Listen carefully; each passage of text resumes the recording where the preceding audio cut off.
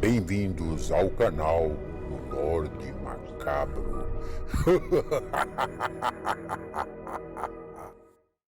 Olá, boa noite. Vamos para mais um relato no Lorde Macabro. Gostando do canal? Então inscrevam-se. Ativem o sininho de notificações. Assim vocês receberão mais conteúdo.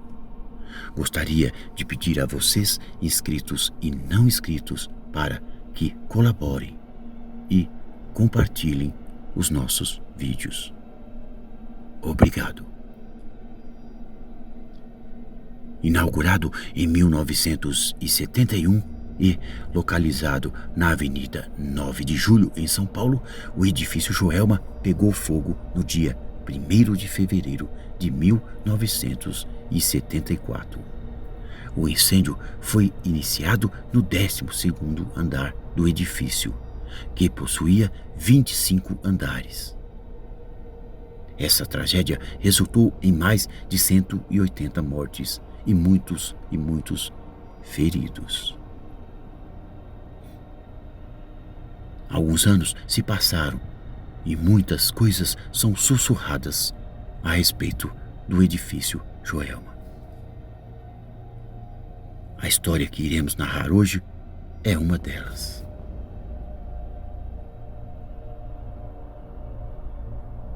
Meu nome é Ferdinando e recentemente me mudei para um modesto apartamento no edifício Joelma. Não estava ciente de sua história sombria quando assinei aquele contrato de aluguel, mas logo me vi envolto em um pesadelo que eu nunca esperava. Nos primeiros dias, tudo parecia normal.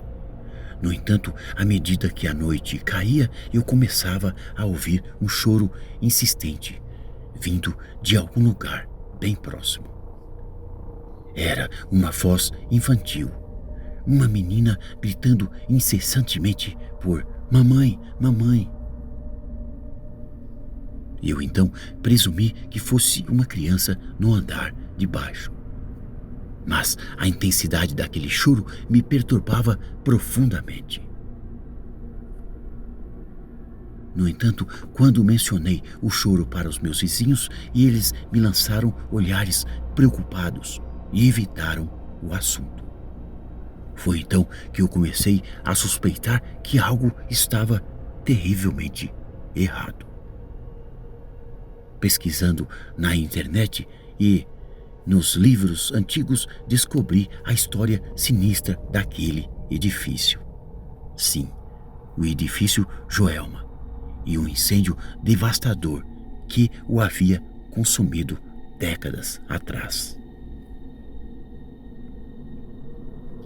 Na noite seguinte, o choro da menina recomeçou.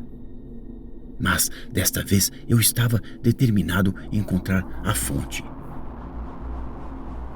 Foi aí, então, que segui aquele som, até um quarto vazio, ao lado do meu.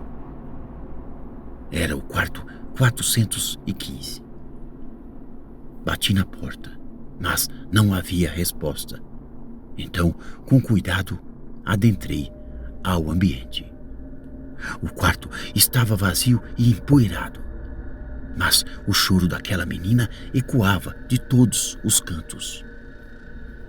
Foi aí que eu fiquei petrificado, quando vi uma sombra espectral de uma figura infantil, debruçada sobre uma cama vazia. Era uma menina, uma aparição fantasmagórica. Ela estava de costas para mim, mas aqueles seus soluços ecoavam pelo quarto. Aquilo me assombrou. Naquele momento me senti praticamente sem os meus pés no chão. A menina murmurava palavras: mamãe, mamãe, continuando com aquele seu choro. Foi aí que reuni algumas forças dentro de mim para tentar me comunicar com aquela aparição. mas minhas palavras pareciam cair no eterno vazio. Ela não se virou para mim, permanecendo fixa ali em seu lamento. A partir daquele dia, a minha vida se tornou um tormento. Todas as noites, aquela menina fantasma me visitava, gritando desesperadamente por sua mãe. Eu fiquei desesperado e não sabia o que fazer. E aquela sensação de impotência me consumia. A falta de sono e o medo constante estavam me levando à beira da loucura. Eu tentava fugir, mas estava preso a um contrato de aluguel e, infelizmente, não tinha para onde ir. Minha única companhia era aquela aparição daquela criança que chamava por algo que eu não podia dar a ela. Foi assim que eu me vi aprisionado em um pesadelo que não teria mais fim, sem saber como escapar daquela assombração implacável do quarto 415. As semanas foram se arrastando e a presença daquela menina fantasma no meu quarto só se tornava mais intensa. Suas visitas noturnas se transformaram em eventos macabros e perturbadores que me deixavam com o coração na garganta.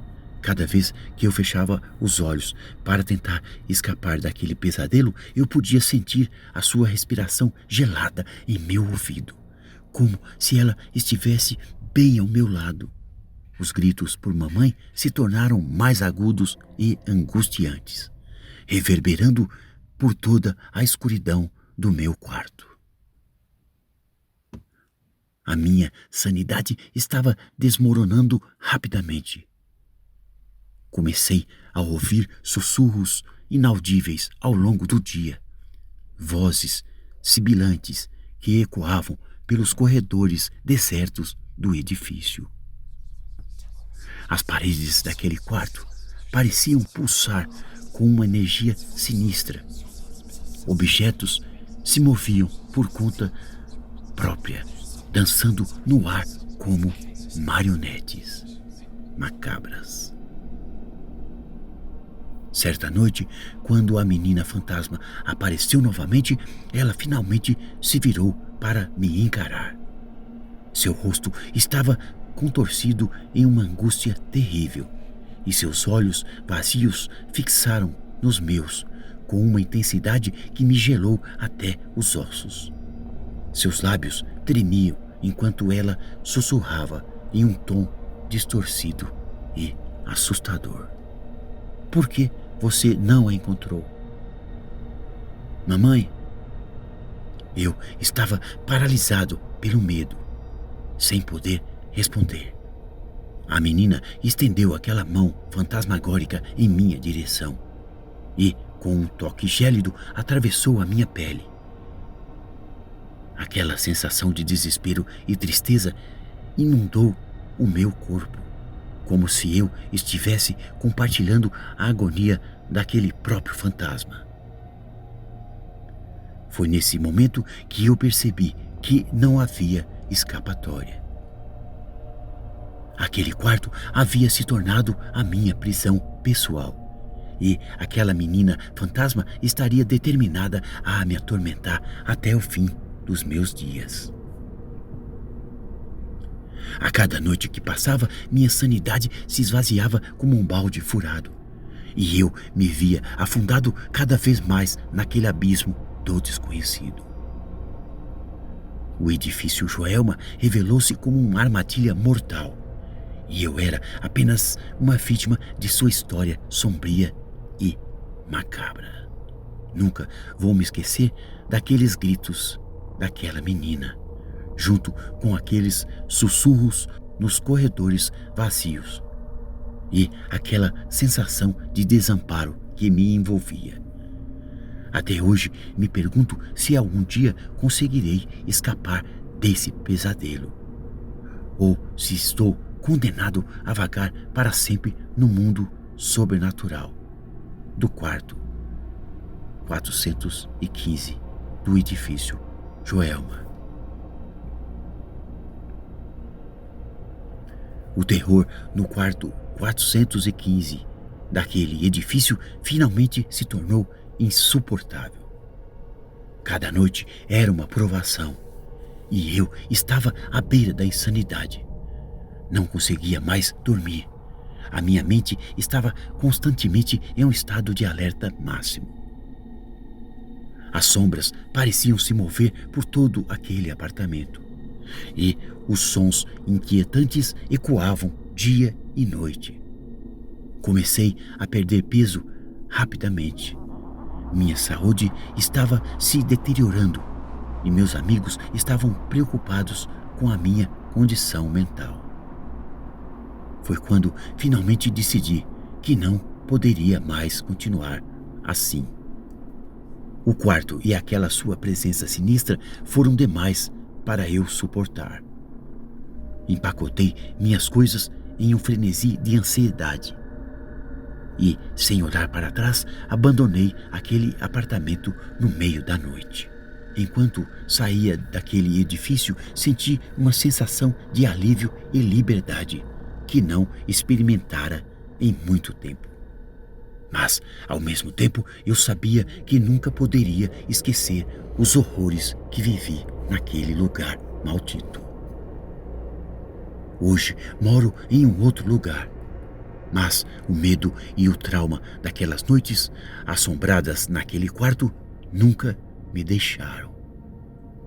Às vezes ainda escuto sussurros e vejo sombra nos cantos do meu novo apartamento, como se algo do edifício Joelma tivesse vindo comigo. Eu nunca mais soube o que aconteceu com o quarto 415. E não tenho certeza se alguém mais teve a coragem de morar lá desde minha partida. Uma coisa é certa: o edifício Joelma guarda segredos sombrios que nunca devem ser perturbados. E o quarto 415 é um deles. Minha experiência no edifício Joelma me deixou marcado para o resto da vida. E eu aprendi da maneira mais difícil que algumas portas nunca devem ser abertas. E alguns lugares não devem ser explorados.